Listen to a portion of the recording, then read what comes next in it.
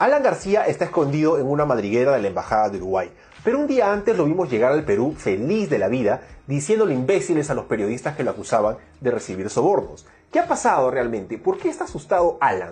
¿Su situación es complicada? De que ahora sí se le va a investigar, como corresponde, al ciudadano Alan García Pérez por haber recibido dinero de la empresa Odebrecht.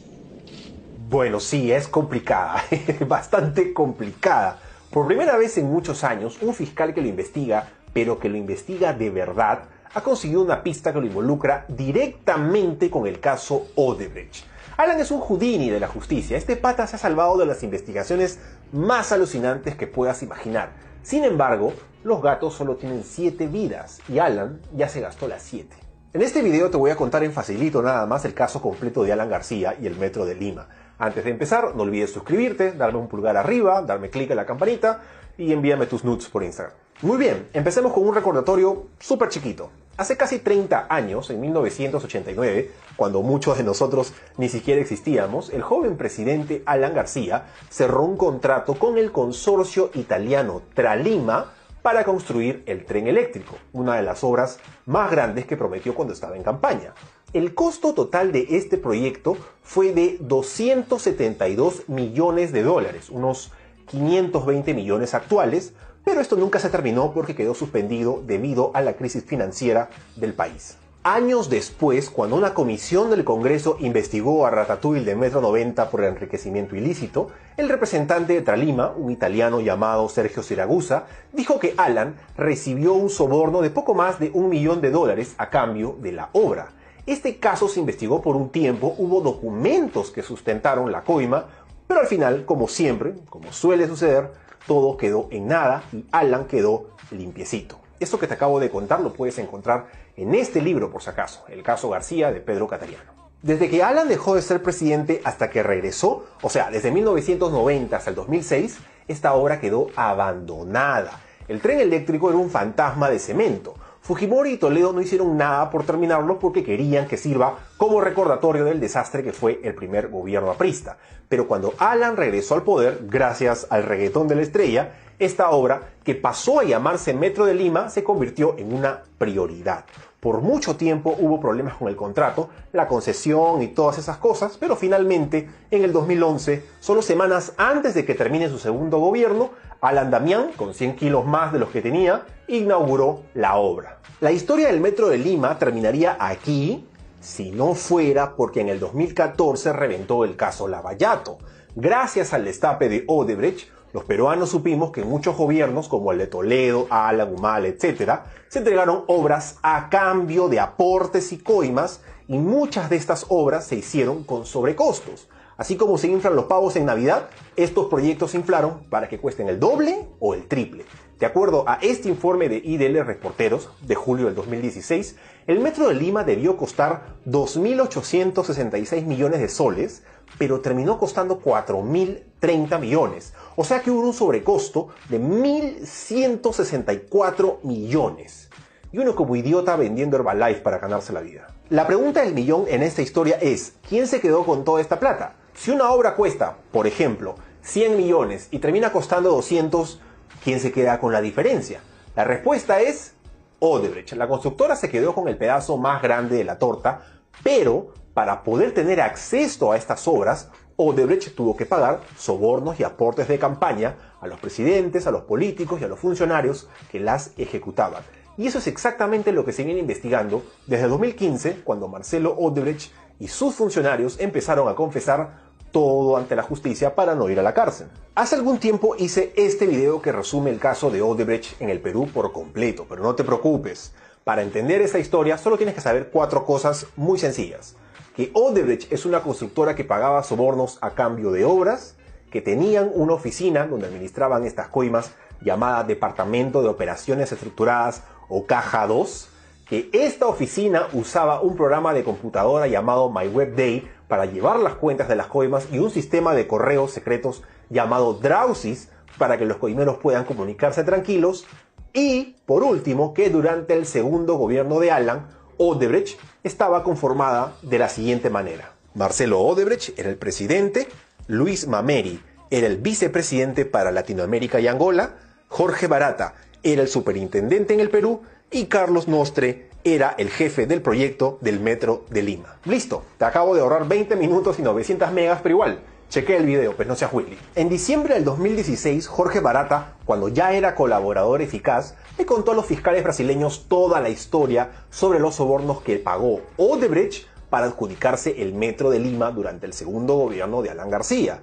Esta historia, que puedes revisar con más detalle en esta publicación de IDL Reporteros de septiembre del 2017, es un poquito complicada y está más enredada que la peluca de tu pata Rastafari, ¿ya? Pero en resumen, gracias a la información que le entregó Odebrecht al Ministerio Público peruano, desde entonces sabemos que al menos, esto resume todo, que al menos 9 funcionarios que ocuparon cargos estratégicos en el segundo gobierno aprista recibieron más de 10 millones de dólares en cuentas de Banco de Andorra. Si ya se sabe que hubo coimas en el Metro de Lima y ya se demostró con documentos que muchos funcionarios, algunos muy cercanos a Alan García, recibieron sobornos, tú te debes estar preguntando, entonces ¿qué falta, verdad? ¿Qué estamos esperando para meter a Alan en la cárcel? Bueno, te tengo buenas y malas noticias. Las malas noticias es que a pesar de que ya se encontró todo, ya se encontraron las cuentas, los depósitos y todo lo demás, ninguna de estas pruebas toca a Alan García, ninguna llega hasta él. Alan se ha pasado los últimos días bailando el teteo porque en todo este tiempo hubo un huevo de sospechas, pero nunca se encontró nada que lo involucre al 100% con los sobornos del Metro de Lima. Sin embargo, las buenas noticias es que esto acaba de cambiar. Para esta parte sí necesito que me prestes atención. Uno de los 9 funcionarios del segundo gobierno aprista involucrados en este chongo se llama Jorge Cuba. Acuérdate ese nombre, Jorge Cuba. Él fue viceministro de Comunicaciones de Alan García. Según la confesión de Jorge Barata, Cuba le dijo a Carlos Nostre, el jefe del proyecto del Metro de Lima, que él podía ayudarlos a ganar la concesión del primer tramo del metro si le daban una coima de 1.4 millones de dólares. Barata dice que Cuba les dijo, miren causitas, ustedes no se hagan problemiñas, yo tengo amigos recontra vivazos en este gobierno, como Santiago Chau y Edwin Luyo, miembros del comité de licitación del metro, que les van a hacer un favorciño, pero tienen que portarse, pues tienen que darnos el billete. Si pagan, cerramos el negocio, y si no pagan, ya se pueden regresar a sus jatos. Todo esto está en video, por si acaso. Os nossos funcionários, que chamava Carlos Nostre, durante esse processo de licitação, foi procurado pelo Cuba, Jorge Cuba. Jorge Cuba o buscou e disse que gostaria muito que o Odebrecht fosse. Quem era o Jorge Cuba? Era o vice-ministro de Telecomunicações. En esta confesión, Barata también cuenta que el negocio del primer tramo salió tan bien que para el segundo hicieron lo mismo, pero esta vez Cuba les pidió una coima mayor, les pidió 8 millones de dólares. Y es aquí cuando comienzan los problemas, porque según IDL Reporteros, la historia de Barata está muy chévere, pero las fechas no encajan. Barata dice que negociaron con Cuba en el 2008, pero él recién fue nombrado viceministro en el 2009. ¿Cómo lo hicieron entonces? Y eso no es todo. Un mes antes de que nombren a Cuba, un mes antes, Alan viajó al Cusco a inaugurar un tramo de la interoceánica con Barata y en esa misma noche, cuando regresa a Lima, convoca una sesión extraordinaria para aprobar un decreto de urgencia que le encargaba la construcción del Metro de Lima al Ministerio de Transportes y se lo quitaba a la Municipalidad de Lima. Y pocos días después, la Municipalidad de Lima aprueba un convenio con el Ministerio para hacer el metro. Si Alan hizo todo eso súper rapidito, ¿por qué le dan la coima a Cuba? ¿Por qué Odebrecht negoció con el subordinado del presidente cuando, en el gobierno de Toledo, negociaron directamente con él? ¿Por qué le depositaron 8 millones de dólares a Cuba, pero nunca los fue a recoger? ¿Te das cuenta que hay algo que no encaja, no? Bueno, este es solo uno de los tantos hechos sospechosos que rodean esta historia. En septiembre de este año, IDL Reporteros publicó este informe sobre la historia de la confesión de Jorge Cuba. Resulta que Cuba le tiró el dedo a todo el mundo. Dijo todo sobre las coimas, pero por alguna extraña razón que no se entiende, este informe se perdió en el archivo. En octubre de este año fue el turno de Carlos Nostre de confesar ante los fiscales, y de acuerdo a su testimonio, que puedes encontrar en este informe, en el Metro de Lima no se pagaron 10 millones en coimas, se pagaron 24 millones de dólares de coimas. Y si ya se sabe dónde están los primeros 10, ¿En dónde está el resto? ¿En dónde guardan los otros 14 millones de dólares? Y aquí es cuando llegamos a lo ultimito de esta historia. En las últimas semanas, el Ministerio Público peruano ha recibido nuevos documentos que rellenan todos los espacios vacíos de esta historia que te he contado. De acuerdo a un informe de Hildebrand en sus 13 del 16 de noviembre, los fiscales peruanos le pidieron a Odebrecht específicamente que busquen el nombre de Alan García en el sistema de correos de la oficinita de coimas. Y adivinen qué, por fin, después de tantos años de esfuerzo, lo chaparon de la papada. De acuerdo a este informe de IDL, Odebrecht le entregó 5 correos electrónicos al fiscal José Domingo Pérez que confirman que Alan Damián Belcebú García Pérez recibió $100.000 de la oficina de sobornos de Odebrecht a través de una conferencia que se hizo el 25 de mayo del 2012 en Brasil. Gracias a la confesión de José Américo Espínola, un abogado brasileño que se cacholeaba como testaferro de Odebrecht, los fiscales se enteraron de que esta conferencia se organizó en el sistema de correos electrónicos secretos, que las fechas no coinciden, por lo que se sospecha de arreglos entre ambas partes, arreglos no lícitos por supuesto, y se pagó con dinero de la oficinita de coimas de Odebrecht. Este papelito es el recibo de pago que se le hizo a Alan Damián.